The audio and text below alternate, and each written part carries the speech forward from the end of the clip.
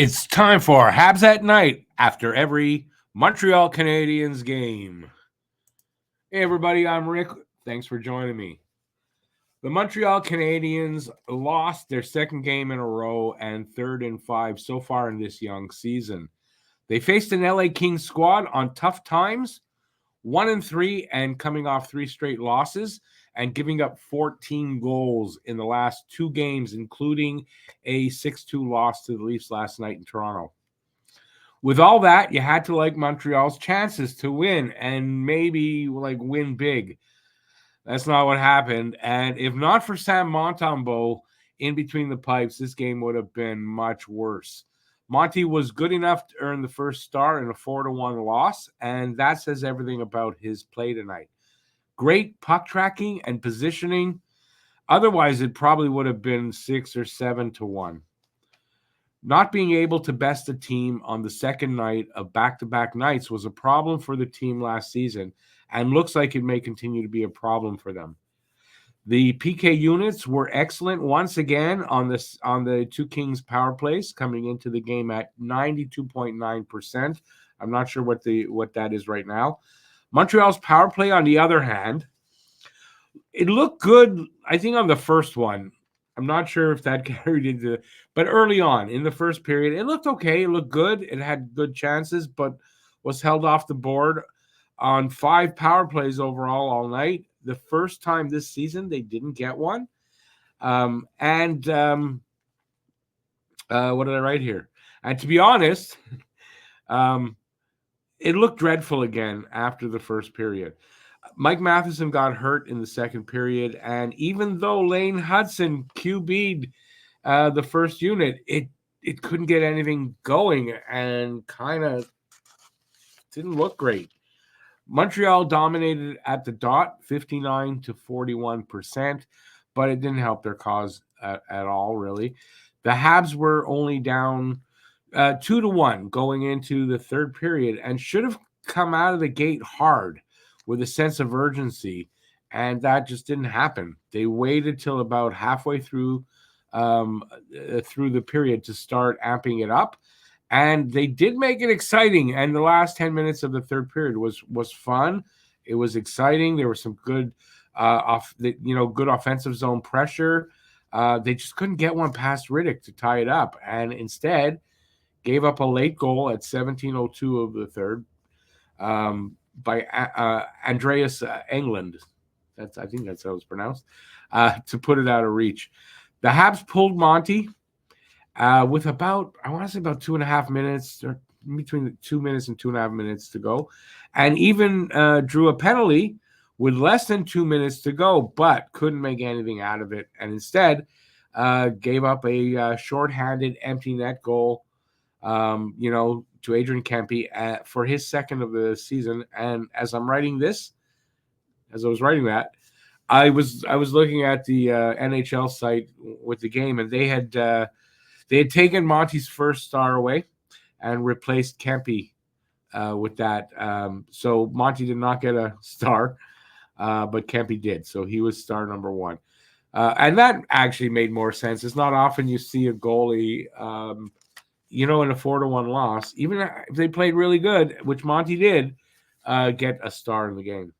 And I thought when I saw it, because they put that up at the end of the game, that's what was on the screen.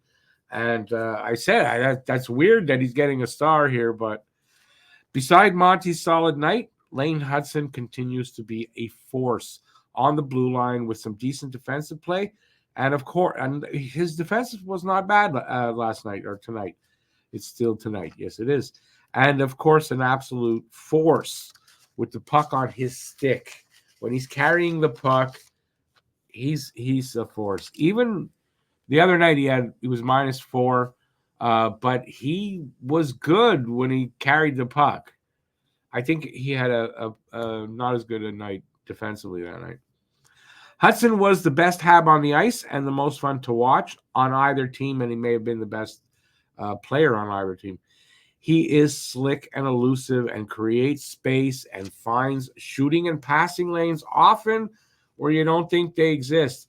He led all Habs with 30 minutes and 5 seconds time on ice, and that was 7 minutes more than the next highest, and that was Caden Gooley with 23:09, I think.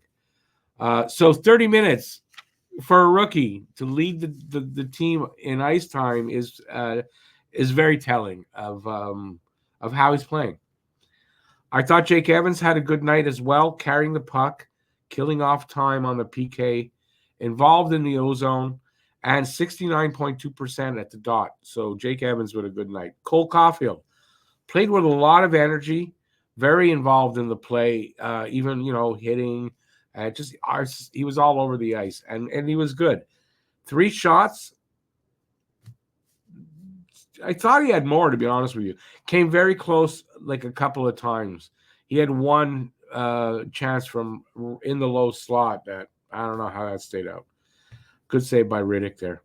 Oliver Kapanen, for me, to be honest with you, the first time that he stood out to me a bit in this game. He had some good shifts and was 50% at the dot, although I don't know how many faceoffs he took, but he was 50%.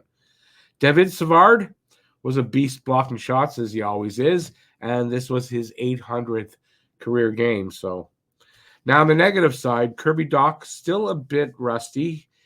He missed a full calendar year, and he might need a bit more time to kind of to get his timing back and shake off the rust.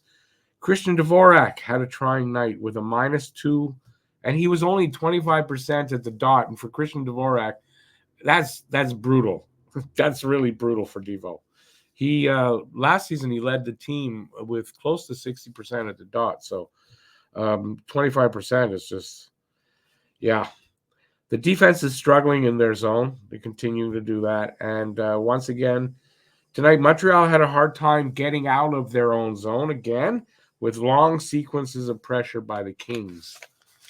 It's a problem that continues to dog them. And if they want to have a chance at staying, close to the playoff race while Patrick Laine heals up, they have to fix that up. They've got to be able to get out of their zone quicker. It shouldn't take more than 1 or 2 passes and out, or someone carries it out. They're just not able to do that right now. It's still a young defensive squad, and that may be like a big ask for them to improve that, still this season. But we, the fans, are asking. We're asking for that to happen.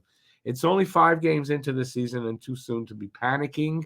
In my live stream tonight, a bunch of guys in the chat, that's panicking. I don't care what, just very negative, just shitting all over guys. And to me, that's just panicking as a fan, and there's no need. But the clock is ticking. And if they wait too long to make that jump, that little bit leap ahead, we could be in for another long season. And that is true and all that, but it's just too soon to be that negative about this team. We're 5 games into the season. I, for one, am not going to panic, not just yet, especially in a season in which Montreal is not really expected to make the playoffs anyway. So, all right, next game is Saturday in Long Island, Montreal versus the New York Islanders and Coach Patrick Roy and former Hab Alex Romanov. So hope you'll join me for that game. Hang out with me. Matt won't be there. And, hopefully we'll have a better night. I kind of think that they will. It should be a very emotional night with our former legendary goalie, Patrick Roy, the coach over there. I'm sure there's going to be some money on the board over there from him for a win.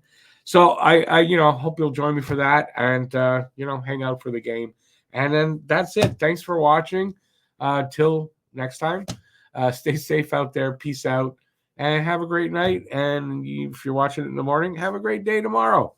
And it's the first one I think I'm actually finishing before midnight. So that's it. Thanks for watching, everybody.